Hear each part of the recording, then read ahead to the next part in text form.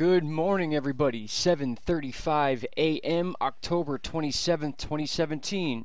All right, quick update for you as far as Invest 93L, and also we have a tropical storm now, Tropical Storm Selma in the Pacific, with also another disturbance that just popped up, 0% over the next 48 hours and 20% over the next 5 days. We're going to be watching that because these two storms may follow a very similar pattern based on how close they are. If this one forms, chances are these will both be influenced by the same outside pressures. We don't know if it's going to come up the west side of Mexico into the Baja, or if it stays on the west side of the Baja, or if it gets messed around down here and then pushed south.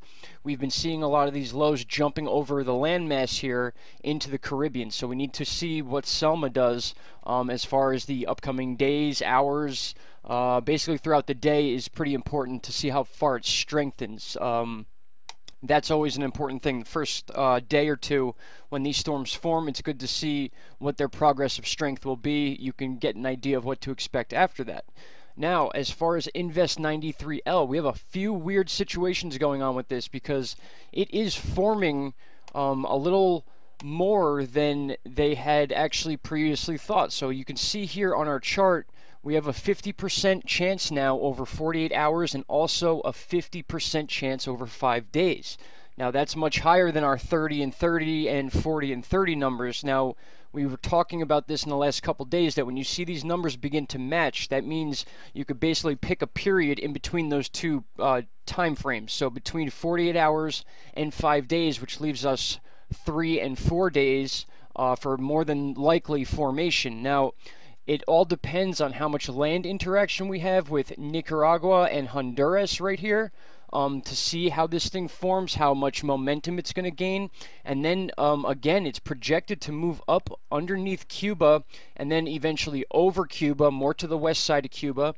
And then it will bring effects, regardless whether it forms or not, to South Florida.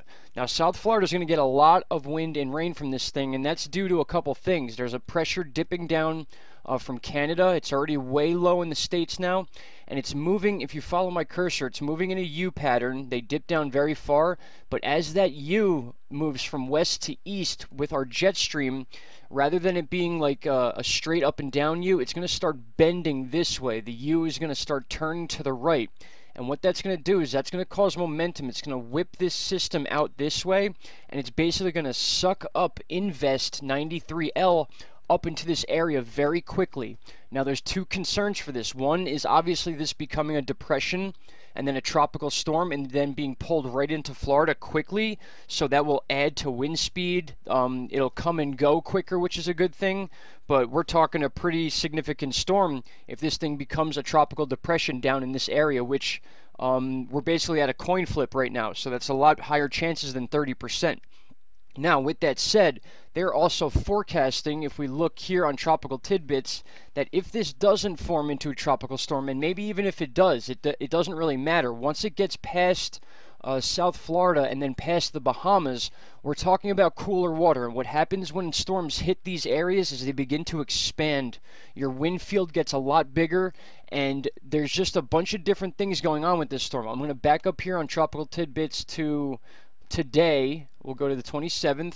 Now you're going to notice there's a system moving west to east, bordering Canada and the northern U.S. states, bringing snow right now to this area. There's a big snow event going on because of this storm, because of the cold air up here. Now I want you to watch as I move forward here. We have this storm moving out and swirling around the northeast. And just as that's happening, we have Invest 93L, whether it becomes a storm, a significant storm, or stays as is, interacting right in this area. And because of this, we're getting somewhat of a nor'easter. The reason it's not considered a nor'easter is because of the temperatures and just a few missing factors. But regardless, guys, we are looking at winds in excess of 50 to 55 miles an hour, especially in areas of New England. So this is the Northeast. This is basically New Jersey, New York, Rhode Island, Connecticut, all those areas, especially the Boston harbors, those places that stick out into the ocean farther, including Long Island, you're talking gusts of up to 60 miles an hour, regardless whether this thing turns into a tropical storm or not. So we have two merging systems coming in the northeast. Now, had it been a little bit colder, they're not projecting it to be too much colder than what you see on your local news right now as far as the northeast goes. Any colder than this, guys, this would be a significant winter storm. So we're talking just a couple degrees here. But with that said, what that's going to do is that's going to bring cold rain and cold wind. So it's going to be very difficult traveling. Basically from Saturday night through Monday, we're looking at this storm being very causing a lot of issues in this area. You can see right here on the UFC model that this storm's going to come up the east coast. Again, this is whether it becomes a tropical storm, a Category 1 hurricane or not. If it becomes a Cat 1, this is going to be a different story. That's going to make this just a whole lot stronger. But regardless, the path, based on the jet stream and the outside pressures in the Bermuda Atlantic, this storm is definitely projected to move north over Cuba, affecting many areas in South Florida. Lots of rain, lots of wind. I'm sure a lot of you will be seeing that on your local weather very shortly in the next couple days. It's all over the Weather Channel now. They're talking about this invest, and they're also worried about it possibly still forming into that tropical depression. So we're mixing tropical systems here with temperatures that would cause a nor'easter in the northeast. So we have opposite wind patterns. We're going to have, like I said, a system. This big system right here with the L is moving across the U.S. right now, the North U.S., partly in Canada. This is right now causing snow in these areas, lots of snow. And then as this moves west to east, you can see it swirls in that last frame there. We have a swirling low. So we have winds moving in a lot of different directions, a lot of cold air, sorry. And then just as it gets to this area, the next frame here, you're going to see they merge together, and we have that deep purple color here, and that deep purple is expected to move north into the east side of Long Island, and then into the Boston Harbor area in Massachusetts. So those areas, especially close to the coast, these winds are going to be coming in from the coast. You can see these lines. The closer that these lines are in this chart here, the more wind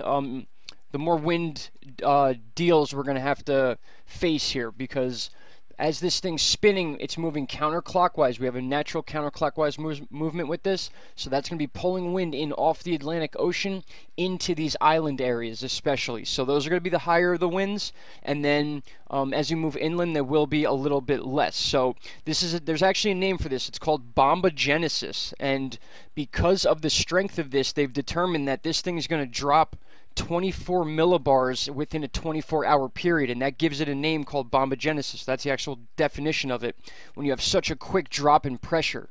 And that pressure drop is going to happen between its interaction with South Florida and the Bahamas, and as it's moving up towards the Carolinas, right around this area, we're going to have a huge drop in pressure. And that's what's going to cause the strength of this storm. That's why you see these wide lines out here in this low pressure system out here. And then if I move this here, you see these lines are much closer together, just like hurricanes. The closer those lines are, the more wind damage you're going to have, the stronger winds. And the only good part about this is that it is supposed to be moving very quickly. You can see it's moving so fast that it actually shoots way up into Canada rather than getting pulled to the west by the jet stream. So it's actually overpowering parts of our jet stream with its momentum moving from south to north. And before we wrap it up, we'll take a look at our water vapor chart. You can see this big front that's attached to Invest 96L is still pulling moisture out of it and pulling it way up to the north and almost wrapping back into the northeast. We could see that pressure moving things out into the Atlantic, but we're going to wait and see this, guys. There's this big system moving across Canada, producing snow right now, right in this area of the U.S., the north central U.S., and it's going to move this way, and it's going to be swirling in a counterclockwise motion. And then we're going to have Invest 93L, whether it's a tropical storm, whether it's a Category 1 hurricane, whether it's a tropical depression, whether it's none of those things, it's still going to be a system moving in a counterclockwise motion like this. And just as we described with those earlier typhoons in the West Pacific, as we are moving in a counterclockwise motion, you can see wind is being pulled from the south up the north and then to the west, and that's going to be pulled into areas of Long Island, the exposed areas of Connecticut, Rhode Island, and then Maryland and Boston. Those areas are going to get a lot of wind and rain from this, guys, so expect it. And again, if this was any colder, we'd be dealing with a major winter nor'easter storm right now. So after work today, if I have any updates for you, which I more than likely will, I will post that update for you. Again, you're going to start hearing about this on your local news. This is a pretty significant system, and they're still just teeter-tottering right now. They don't know exactly what this thing is going to do, but again, they gave it a 50-50 shot as of now to become a tropical depression. And if you notice down in this bottom right corner, it actually says 60%. So they may update this chart. So we very well may be looking at another named storm in the Caribbean before this thing makes its move north over Cuba, and then certainly affecting South Florida, the Keys, the Bahamas, and then who knows how it's going to ping pong up the East Coast before it starts pulling those winds in towards Long Island and the exposed areas of Boston.